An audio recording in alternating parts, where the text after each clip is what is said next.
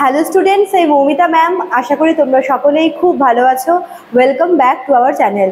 আজকে আমি তোমাদের ফার্স্ট সেমিস্টারের মেজর ইংলিশের ক্লাস শুরু করব। তোমাদের ফার্স্ট সেমিস্টার মেজর ইংলিশে কিন্তু একটা মাত্রই পেপার রয়েছে এবং তোমাদের কিছু কয়েকটা খালি টপিক রয়েছে। তো সেখান থেকে তোমাদের ফার্স্ট আজকে আমি ক্লাস নেব উইলিয়াম শেক্সপিয়ার সনেট নাম্বার 73। ঠিক আছে, চলো দেরি না করে শুরু করে দিই আজকের ক্লাসটা।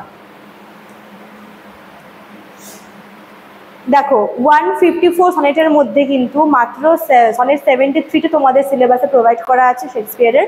দেখো কি বলেছে, sonnet 73 is about old age and the approach of death. এখানে সনেট 73 দেখো প্রত্যেকটা সনেটে কিন্তু ডিফারেন্ট থিম নিয়ে শেক্সপিয়ার লিখেছেন। তো সনেট 73 কিন্তু বেসিক্যালি ওল্ড এজ বয়স্ক যে মানুষের যে বার্ধক্যের যে সময়টা সেটা, এবং মানুষ বয়সের সাথে সাথে একটা বয়সের পরে কিন্তু মানুষ আস্তে আস্তে কি মৃত্যুর জন্য প্রস্তুত হয়। তো ওই বিষয়টাকে কিন্তু এখানে তুলে ধরার চেষ্টা করেছে Shakespeare. The poet compares his stage of life to different images from nature and time. এখানে শেক্সপিয়ার তার লাইফের যে বিভিন্ন স্টেজগুলো আছে সেটাকে নেচার আর টাইমের বিভিন্ন ইমেজের সাথে কম্পেয়ার করেছে। এখানে একটা কম্প্যারিজন এনেছেন নেচার আর টাইমের সাথে। তিনি তার লাইফের বিভিন্ন স্টেজগুলোকে কম্পেয়ার করেছেন। ঠিক আছে, দেখো তো ফার্স্ট পার্টে তিনি কি বলেছেন, in the first part he Sage his life is like autumn. তো একদম শুরুর সময়, শুরুর যে জীবনটা, হ্যাঁ জীবনের শুরুর দিকে তার জীবনটাকে, তার লাইফটাকে তিনি কম্পেয়ার করেছেন উইথ অটাম, ঠিক আছে, শরৎকালের মতো। The trees have lost most of their leaves just as he has lost his youth. The few yellow leaves left are like the last sign of life before winter comes.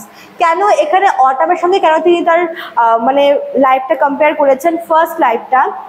তো একদম first পার্টে তিনি তার লাইফটাকে compare করেছে with autumn. দেখো অটামে কি হয়, অটামে হচ্ছে গাছের পাতাগুলো ঝরে যায়, ঠিক আছে, কিছু কিছু হচ্ছে পাতা থাকে যেগুলো হচ্ছে ইয়েলোইশ হয়ে যায়। তো এখানে এই যে পাতাগুলো যে ঝরে পড়ে যাচ্ছে, এই ঝরে পড়ে যাওয়া পাতাগুলোকে তিনি তার ইউথটাকে যে তিনি ছেড়ে চলে আছে, তিনি আর ইয়াং নেই, ঠিক আছে, তার যে ওই ইয়াং এজটাকে তিনি ছেড়ে চলে যাচ্ছেন, তিনি আস্তে আস্তে বয়স্ক হয়ে যাচ্ছেন। তিনি এটাকে কিন্তু কম্পেয়ার করেছে যে গাছের পাতাগুলো সব ঝরে পড়ে যাচ্ছে, তার জীবনের যে গুরুত্বপূর্ণ সময়গুলো, তার ইয়াং এজ কিন্তু তিনি ছেড়ে চলে যাচ্ছেন। ঠিক আছে, এছাড়া কি গাছে কিছু হলুদ পাতা আরো ছিল, তো এই হলুদ পাতাগুলোকে তিনি তার লাইফের যে লাস্ট সাইন, তার জীবনটা হয়তো আর কয়েক বছর পর শেষ হতে চলেছে, ঠিক আছে, এখানে তিনি বলতে চাইছেন যে তার মৃত্যুর আগে মানুষের জীবন যেমন হয় এখানে ঠিক তেমন ওই ইয়েলো লিভগুলোকে তিনি কিন্তু সেই লাইফের সেই বিশেষ সময়ের সাথে কম্পেয়ার করেছেন। ঠিক আছে, in the second part he compared himself to twilight. তারপরে সেকেন্ড পার্টে তিনি তার লাইফে কম্পেয়ার করেছে উইথ টুইলাইট। ঠিক আছে, কি বলেছেন, the sun has set and only a little light is left before night falls. Twilight কোন সময়টা, যখন সানসেট হওয়ার পরে যে হালকা একটা যে আলোর একটা আভাস থাকে, ওই হালকা আলোটাকে, ওই সময়টাকে বলা হয়ে থাকে টুইলাইট। তিনি বলতে চাইছেন যে টুইলাইটের সময় কি হয়, যেরকম সূর্য অস্ত চলে যায়, শুধুমাত্র একটা ছোট্ট একটা হালকা একটা লাইট থাকে, ঠিক তেমনই তার জীবনে, ঠিক আছে, এখানে তিনি বলতে চাইছেন যে রাত্রি হওয়ার আগে, অন্ধকার হওয়ার আগে যখন টুইলাইট যে সময়টা হয়, গোধূলি যে সময়টা, সেই সময় কি সূর্য চলে যাচ্ছে আর খানিকক্ষণ পরে হচ্ছে অন্ধকার শুরু হবে। তার মাঝখানের যে সময়টা যখন হালকা আলো থাকে, সেই টাইমটাকে তিনি তার লাইফের সাথে কম্পেয়ার করেছেন সেকেন্ড পার্টে।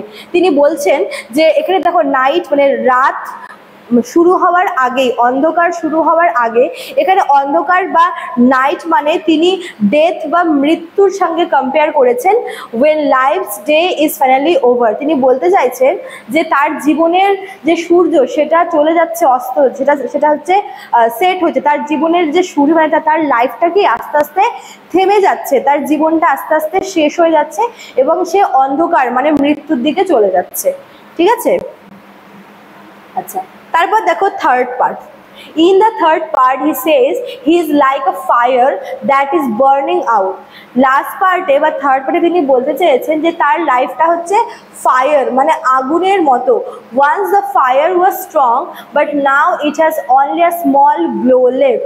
দেখবে যখন দাও দাও করে আগুন জ্বলে সেটা তখন আগুনের জোর একরকম থাকে, বাট যখন আস্তে আস্তে আগুনটা নিভতে থাকে একদম শেষের দিকে তখন কিন্তু সেই আগুনের জোরটা কমে যায়। এখানে তিনি বলতে চাচ্ছেন যখন তিনি ইয়াং ছিলেন তখন তার মধ্যে প্রচুর হচ্ছে শক্তি ছিল, তার মধ্যে অনেকটা এনার্জি ছিল, কিন্তু এখন জীবনের এই শেষ পর্যায়ে ওই একদম আগুনের যে শেষ শিখা, আগুন নিভে যাওয়ার আগে যে হালকা একটা গ্লো করে, এখন তার জীবনটা কিন্তু ওই স্টেজেই আছে।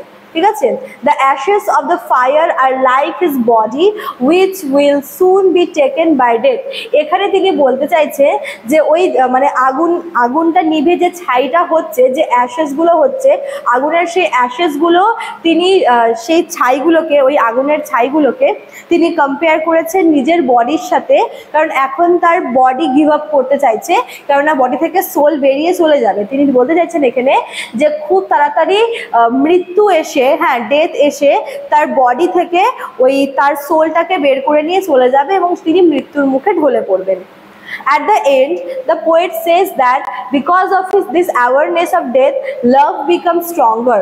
When he know that someone may not live long, we love them more deeply and value every moment.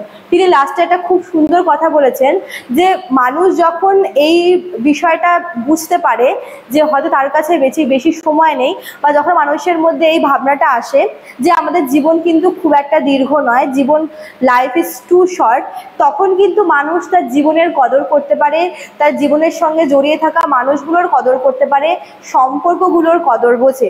তিনি এটাই বলতে চেয়েছেন যখন মানুষের মধ্যে এই অ্যাওয়ারনেসটা আসে যে মানুষের জীবন কিন্তু খুব বেশি দীর্ঘ না, একটা সময় যখন তখন মানুষের জীবন কি থেমে যেতে পারে, এবং এই অ্যাওয়ারনেসটা তার মাথায় আসা মাত্রই তার মনে হচ্ছে যে তার যে ফিলিংসটা, ঠিক আছে, তার ভালোবাসার মানুষের প্রতি, তার ফ্যামিলির প্রতি, এটা আরও বেশি স্ট্রং হচ্ছে। তিনি বলছেন যখন একজন এটা একবার রিয়ালাইজ করে নেয় যে তার আর বেশি দিন আয়ু নেই, বা হয়তো সে আর বেশি দিন বাঁচবে না, বা জীবন যে একদম সারা জীবন ধরে সে একই রকম থাকবে এমন না, একটা সময় গিয়ে কিন্তু তাকেও পৃথিবী ছেড়ে চলে যেতে হবে।